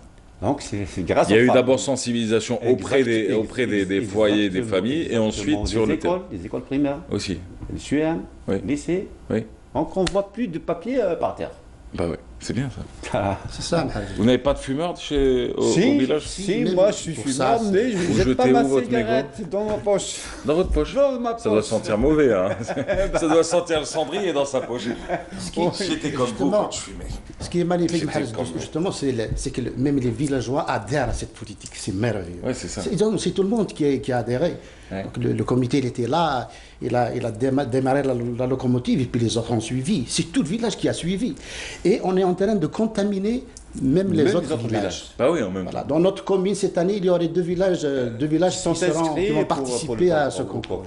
Ce concours, il a quel âge maintenant? Ah ben, c'est la 6e année. Cette année, c'est la 7e année. 7e année. Et il tient. Il y a eu la fameuse initiative pour la Casbah d'Alger également. Il y a eu ça pendant une période. Et puis après, ça a disparu. D'ailleurs, cette année, le concours a été lancé à Bidjaya.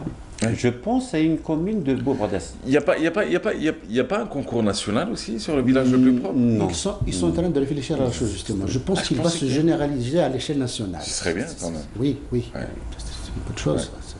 Il y avait sur la capitale, plutôt, pas que la Casbah, il y avait le quartier le plus propre, le fameux concours de la Wilaya d'Alger, qui a été abandonné. Tout ce qui pousse les gens à faire mieux, c'est forcément arrêté à un moment. On est en 2019 et c'est malheureux parce qu'il y a de bonnes initiatives à encourager en plus, Ça c'est vrai, quand on vient en communauté, c'est un art de pouvoir s'organiser et de maintenir comme un village propre, comme un quartier propre. Alors du coup, votre prix c'était quoi au juste? Bon, c'est 900 millions de dinars. 900 millions. 9 millions de dinars. 9 millions de dinars. Ah, c'est quand même pas mal. Ça vous a permis de faire quoi? 20% sont rendus directement à l'environnement. Environnement, d'accord. D'accord. C'est-à-dire qu'il faut exploiter cet argent dans le cadre de l'environnement. D'accord. Les bennes, pour le tri sélectif. Oui. Vous avez acheté une petite camionnette aussi? Un tracteur. Ah, c'est bien ça. Voilà. Ah, ça c'est bien. Ah, ça c'est très bien. Puis on a d'autres projets. Comme construire une aire de jeu pour les enfants. Oui. Une très grande salle. Une salle? Oui. Pas un parc plein air. Non, non, une salle, très grande salle de... Il neige chez vous l'hiver? Pas tout le temps. Ah d'accord. On est à 500 mètres d'altitude comme ça. Ouais, donc ça va. Quand la température descend, bien sûr, il neige, bien sûr. Ouais. Mais sinon, vous avez préféré une salle à... Une salle. Oui. Une salle de sport. Une salle de fête. Ah, une salle de sport. Oui. Une salle des fêtes. Voilà. Subhanallah. C'est pas cher. Comme ça, les gens n'auront pas à payer 100 millions à Tizi. Ah, c'est une salle des fêtes qui est mise à disposition des comités, des villageois. Des villageois. Voilà. Et ils payent une petite cotisation pour la maintenir en... C'est ça. Exactement. C'est ça. Voilà. C'est comme les salles qui appartiennent au service public, à l'État, et quand vous allez les louer, ça vous coûte 30 000 à 40 000 dinars, mais juste pour le... C'est un prix symbolique. C'est ça. C'est pas une location. C'est ça. C'est un prix symbolique. C'est un prix symbolique. C'est-à-dire, cet argent-là, il va être investi par le comité. Attends, j'ai pas fini, juste un truc. Après la salle, vous faites quoi aussi? On va réaliser. Vous, 9 millions de dinars, vous allez en faire. Alors, t'as des entreprises, ouais, 9 millions, ça vaut rien. Eux, c'est j'achète un tracteur, 20% pour l'environnement, je mets en place une salle pour le sport et pour les fêtes, et aussi on va réaliser un très grand jardin. Ah oui. Tout ça avec 9 millions de dinars? Non, avec les cotisations des gens. Avec les cotisations. À l'entrée du village. Non, mais je suis en train de saluer le fait, votre gestion stricte d'un budget, vous en faites le maximum. Oui. Et la solidarité des citoyens. Si la main-d'œuvre n'est pas comprise, c'est les citoyens qui. C'est ça. Voilà. C'est bien ça. Donc, tu as au moins 50% de main-d'œuvre revient aux villageois. D'accord. Et ce comité de village, c'est un comité permanent ou c'est des bénévoles? C'est 5 ans. 5 ans. 5 ans. Mais c'est des personnes il y a des personnes qui travaillent à plein temps dans ce comité? Oui, parce que moi, je suis enseignant. Oui. Ah, bon, j'enseigne arabe, maintenant je suis en retraite, donc je m'occupe de... Mais vous êtes un salarié du comité ou non, bénévole? Bénévole. Voilà. Bah non, attendez. En Algérie, on a un problème avec l'argent. On a un problème aussi avec la rétribution. Sauf que quand vous allez voir des modèles européens qui sont les meilleurs dans le domaine associatif, plus que les Canadiens, les Nord-Américains, les Américains, vous allez voir que l'association s'organise en entreprise. Elle ne génère pas de bénéfices, mais elle a des employés, elle déclare ses employés et elle permet à des employés de s'occuper comme il se doit de ces comités et de ces associations, pour au mieux gérer les affaires de l'association et pour, en fin de compte, réaliser des projets jusqu'au bout. Non pas avec un système de bénévoles simplement, où vous ne pouvez pas non plus bénéficier de la présence de bénévoles tout le temps. Par rapport à ça, au village, on a créé un centre de tri et un compostage. Donc, à l'avenir, le centre va s'agrandir. C'est cela. Donc, qu'est-ce qu'on fera? On ramènera des gens chômeurs du village. Oui. On leur fera une paye. Très bien. On va y revenir dans quelques instants. On va parler d'art dans quelques instants avec vous, si vous le permettez. L'art dans ce beau village, Moro Mriem, ça tombe très bien. La suite du reportage, il vous concerne celui-ci. Ça se passe toujours avec Frédéric El Hamdi qui nous fait découvrir le village le plus propre de l'année 2018. Un peu plus loin, ce qui a attiré notre attention, c'est cette huilerie à traction animale renferme à son sein d'anciens outils agricoles qui constituent un véritable trésor à faire découvrir.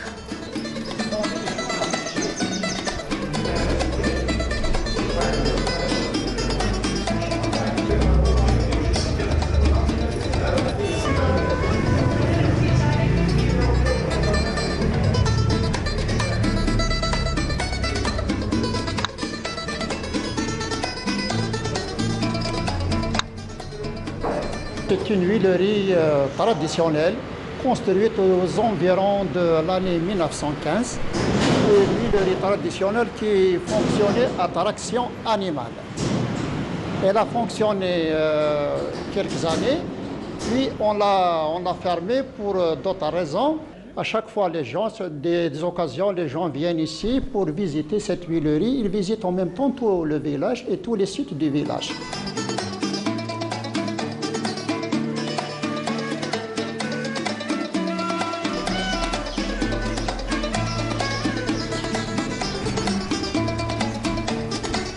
D'autres décors viennent agrémenter la placette et les ruelles de cette petite cité qui garde toujours ce côté traditionnel et typique de la Kabylie, comme ces maisonnettes en pierre qui résistent encore au temps.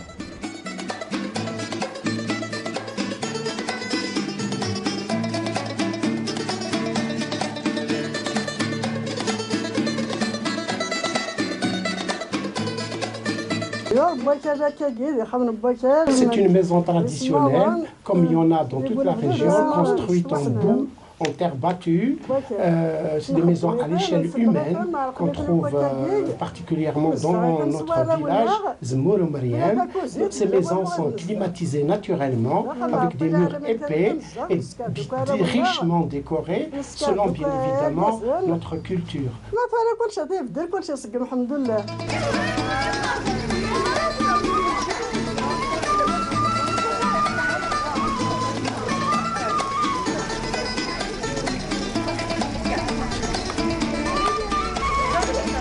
Tant de villages de la wilaya de Tizi Ouzou qui sont touchés par des phénomènes étrangers à la région doivent aujourd'hui s'inspirer de ces villages qui méritent d'être l'exemple type d'un village kabyle idéal et réel.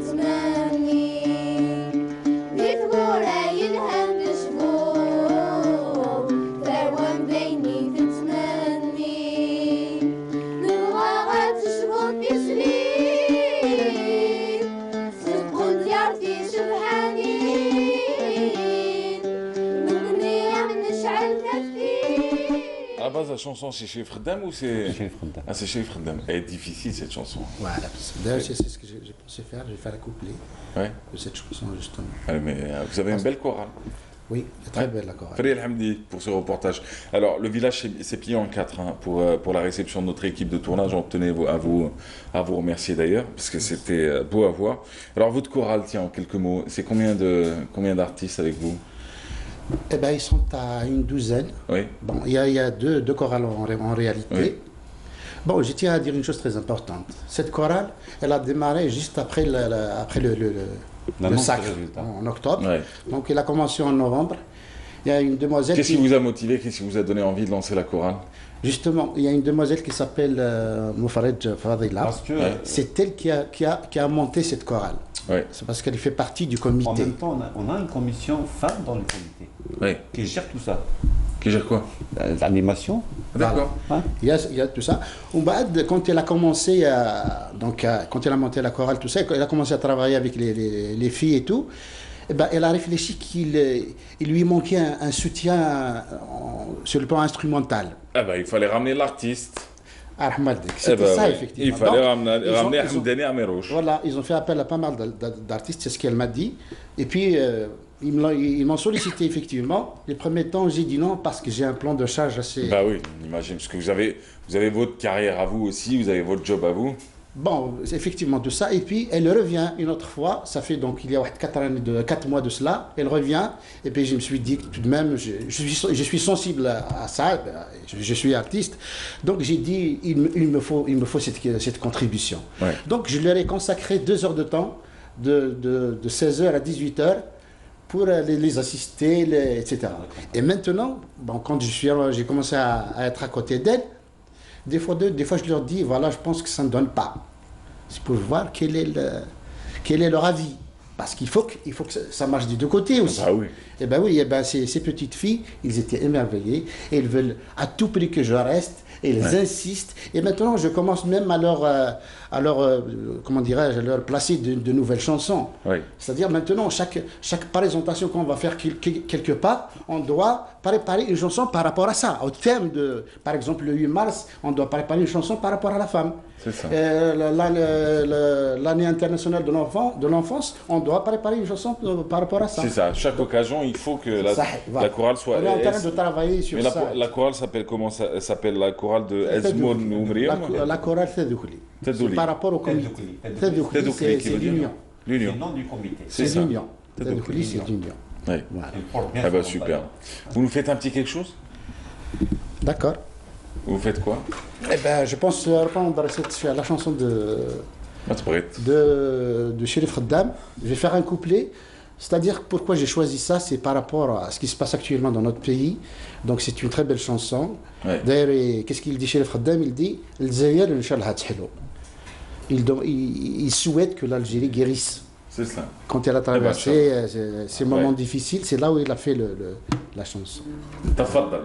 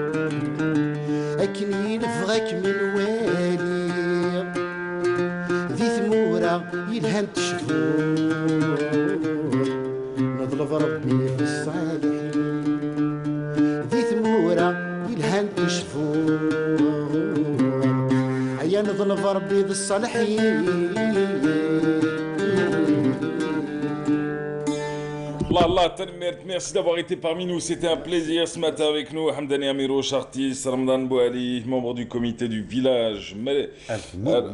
Azmour ou Mariam. Voilà, merci à vous en tout cas, c'était un plaisir de vous recevoir. Vous revenez quand vous voulez, vous, pour parler de votre carrière, ce sera avec plaisir et avec joie. Justement, pour ça, pour vous dire, ce n'est pas juste, je ne suis pas artiste de métier. De métier, oui, c'est ça de passion. Je suis retraité cadre de Sonatrach, donc je salue mes anciens collègues, etc. Sinon, je suis aussi président d'une association des parents d'élèves du lycée et je souhaite justement, puisque c'est le début aujourd'hui du bac, je souhaite un grand courage pour nos enfants de toute l'Algérie, et en particulier les bacheliers de notre lycée, en particulier mon fils Samy qui passe aujourd'hui son bac. Eh bien très bien, merci encore, merci d'avoir été là, bonne chance à vous aussi et on se retrouve très bientôt, vous revenez quand vous voulez. Allez, quant à nous, un spectacle, bah oui parce que le divertissement c'est dans la rue avant tout, avant que ce soit confiné dans des salles un peu avec la tradition ancienne. Alors nous on va s'intéresser aux spectacles de clowns qui sont donnés dans la rue. On se retrouve juste après avec qui? Avec Mélé Moussaïd et Maya Maradi. Allons-y. Les quartiers populaires de la wilaya de Djidjel connaissent une nouvelle dynamique avec l'organisation de spectacles de rue. Pour la première fois, des clowns animent ces quartiers. La joie des enfants est grande devant une telle initiative. C'est une bonne chose de voir ces clowns. De plus, ils se sont déplacés devant la maison. Ils nous ont présenté des spectacles de magie.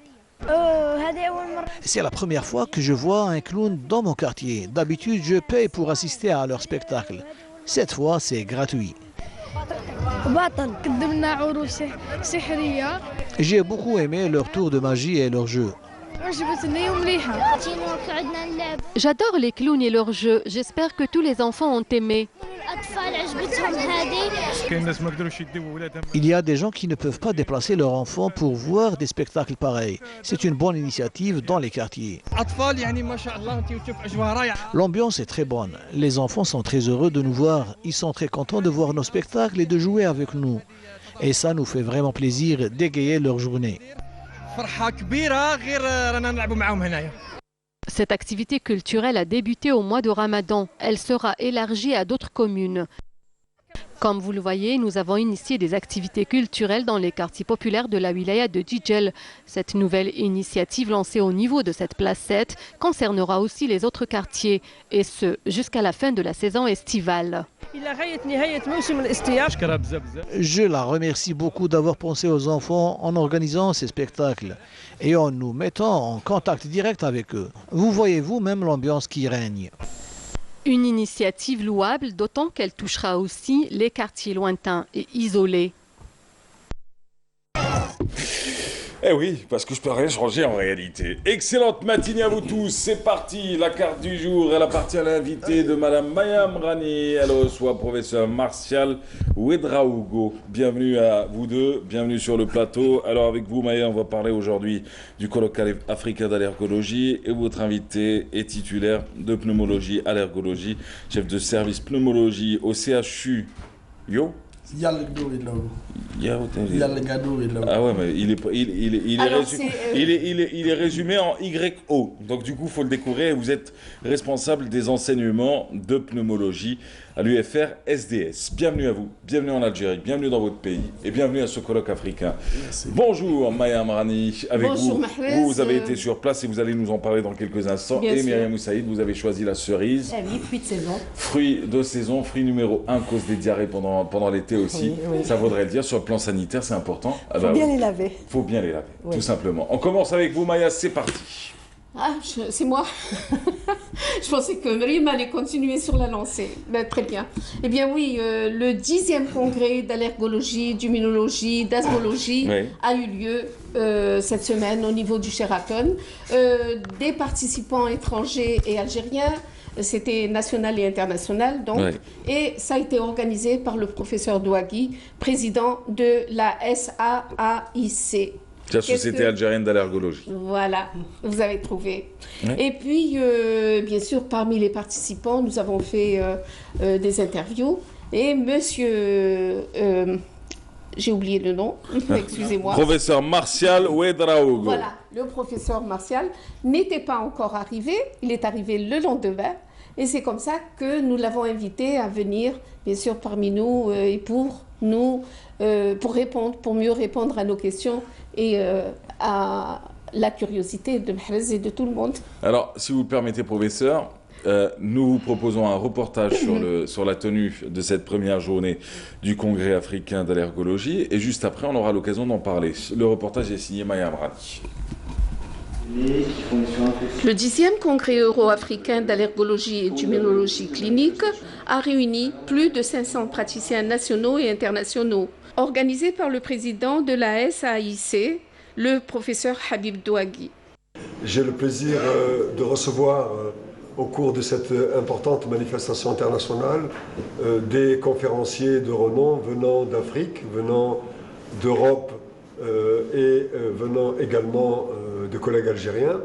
Nous allons discuter pendant ces 2 jours des avancées diagnostiques, thérapeutiques et de prévention sur un fléau que représentent les maladies allergiques, comme l'a souligné un de mes collègues qui est classé selon l'Organisation mondiale de la santé au 4e rang de préoccupation de santé publique dans le monde.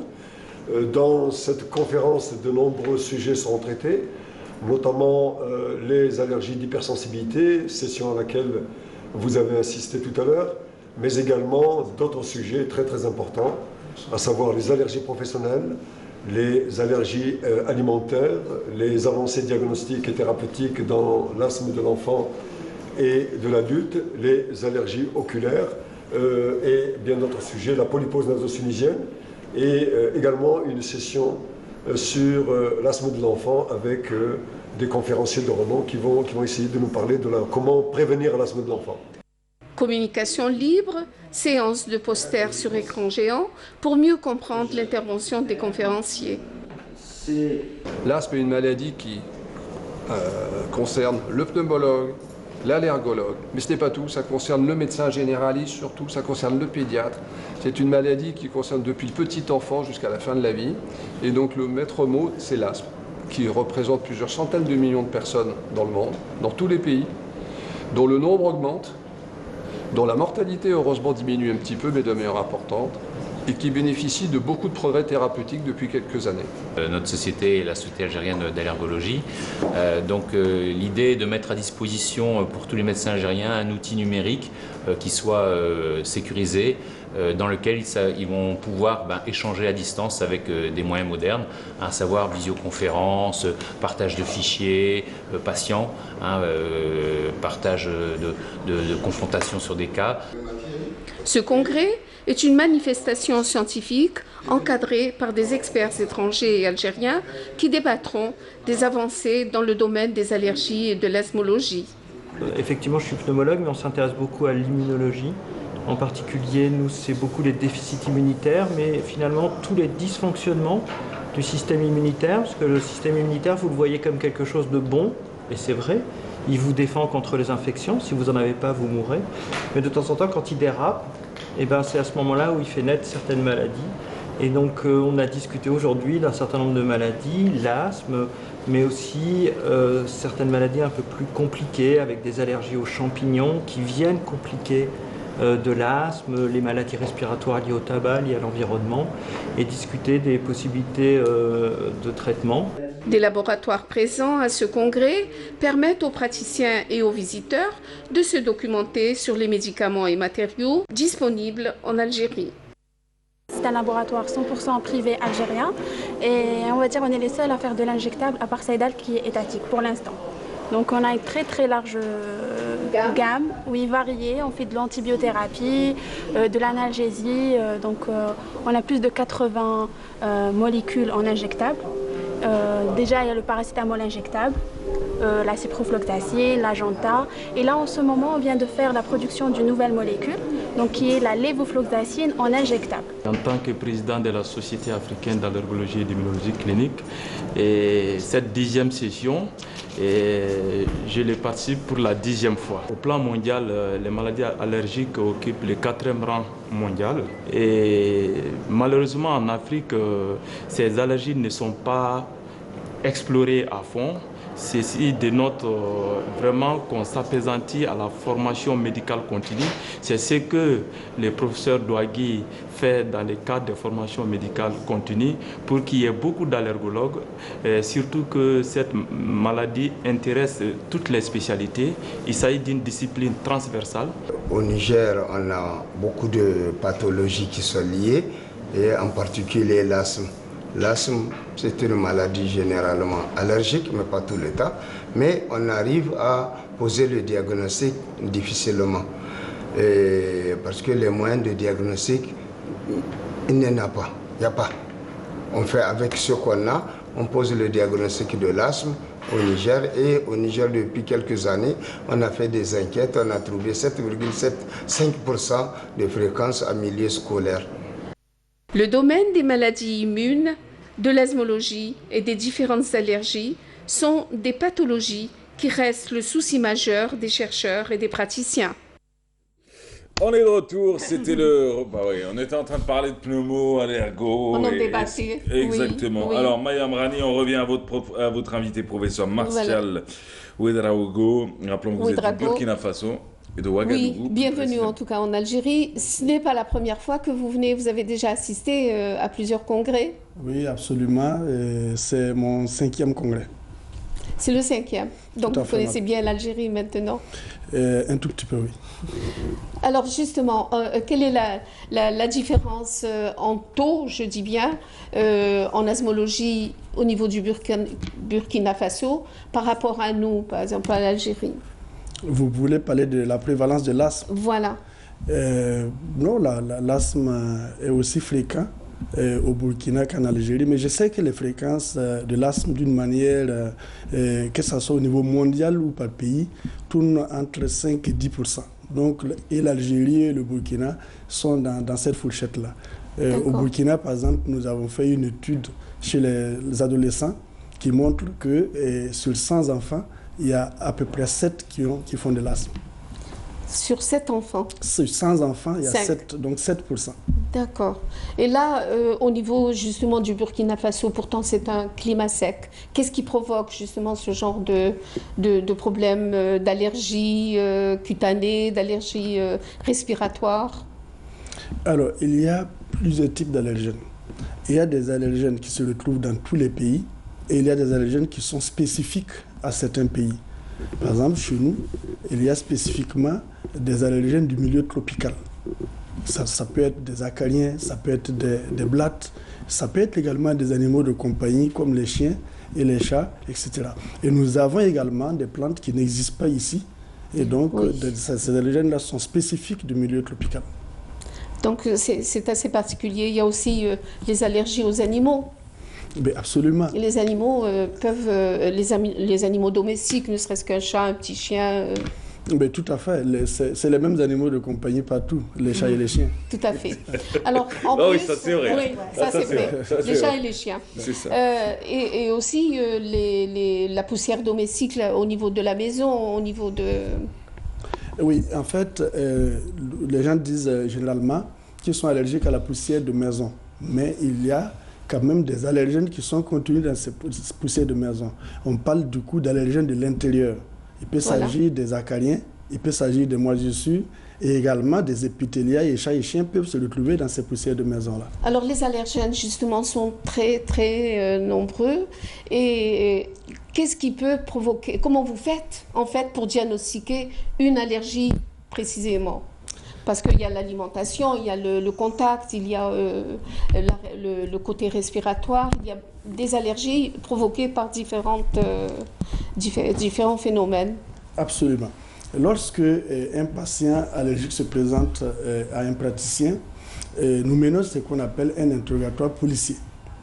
C'est-à-dire que nous devons savoir comment se manifestent ces prétendues allergies, comment vit la personne, quelle est l'atmosphère intérieure, y a-t-il des animaux domestiques, qu'est-ce que la personne manipule, qu'est-ce que la personne prend comme médicament.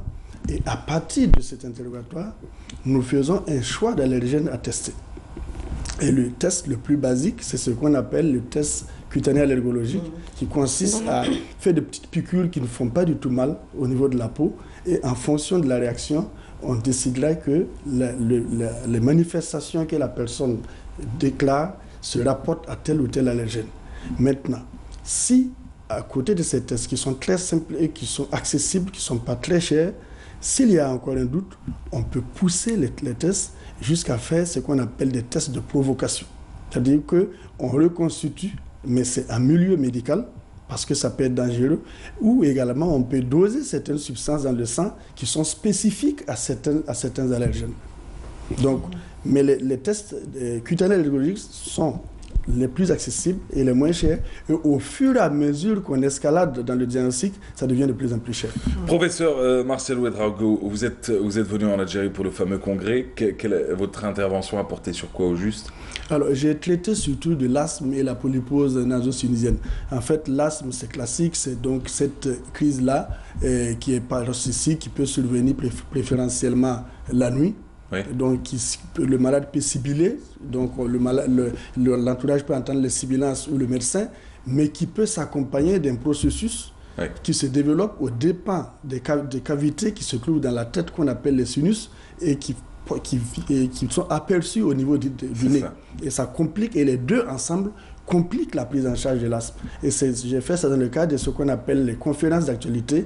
Donc ça pose un véritable problème multidisciplinaire entre les ORL et les pneumologues. Vous êtes professeur à l'université, vous êtes chercheur, donc vous arrivez à déceler beaucoup plus, peut-être plus facilement les maladies d'asthme qui proviennent justement d'allergies alimentaires ou autres. Ben oui, en fait, il faut distinguer deux types d'allergènes. Il y a ce qu'on appelle les pneumallergènes, c'est-à-dire qu'ils rentrent par la respiration, et les trophallergènes qui rentrent par les biais donc, de la bouche. Interne. Donc, il y a des méthodes aujourd'hui pour donc diagnostiquer ces allergènes-là. Généralement, pour ce qui concerne les pneumallergènes, on a ce qu'on appelle des tests allergologiques des allergènes qui sont fabriqués, mais de plus en plus pour les trop allergènes, on utilise des tests nature.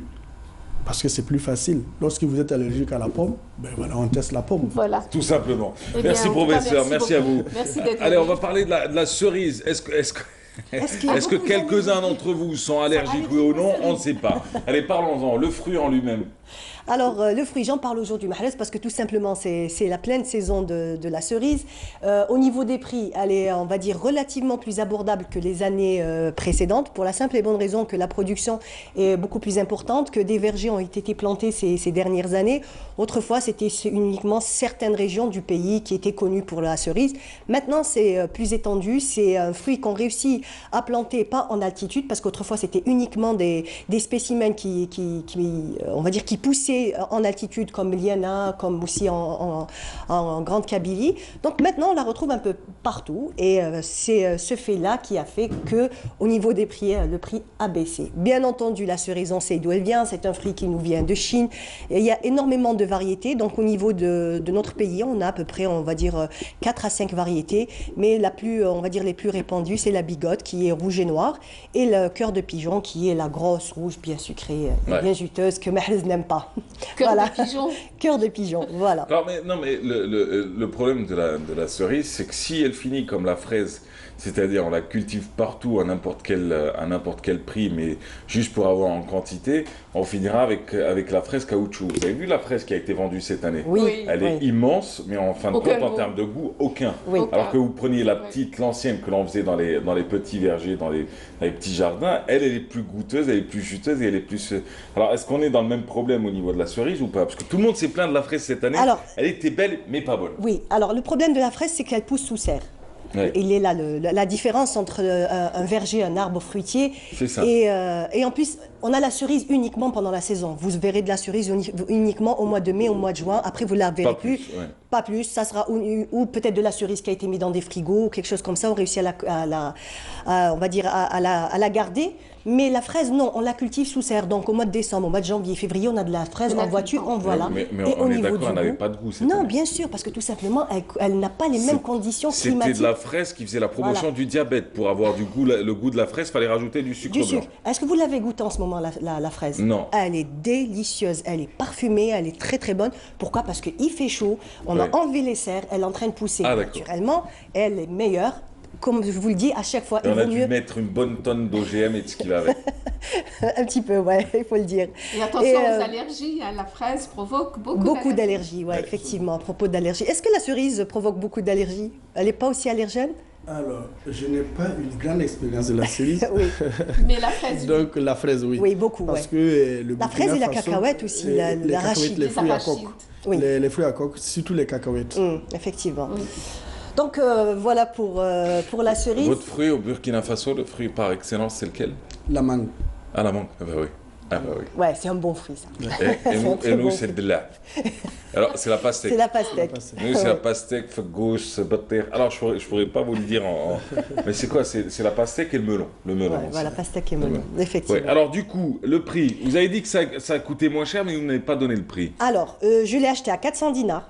Je l'ai acheté à 500 et je l'ai acheté à 650. Donc il y a une petite fourchette et au niveau, c'est clair, plus c'est cher, mieux c'est. En ce qui concerne celle-ci, je l'ai payée 600 dinars.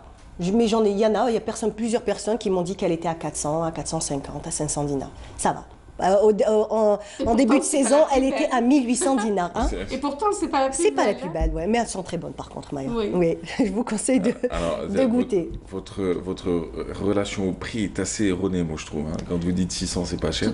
Mahrez, quand elle était à 1800 dinars, les gens passaient à côté, ils la regardaient seulement avec les yeux. Elle était à 1800, c'est pour ça que ça fait des années que je n'ai pas mangé. C'est ce que je vous dis, à 1800 dinars, et même jusqu'à 2000. Oui, oui.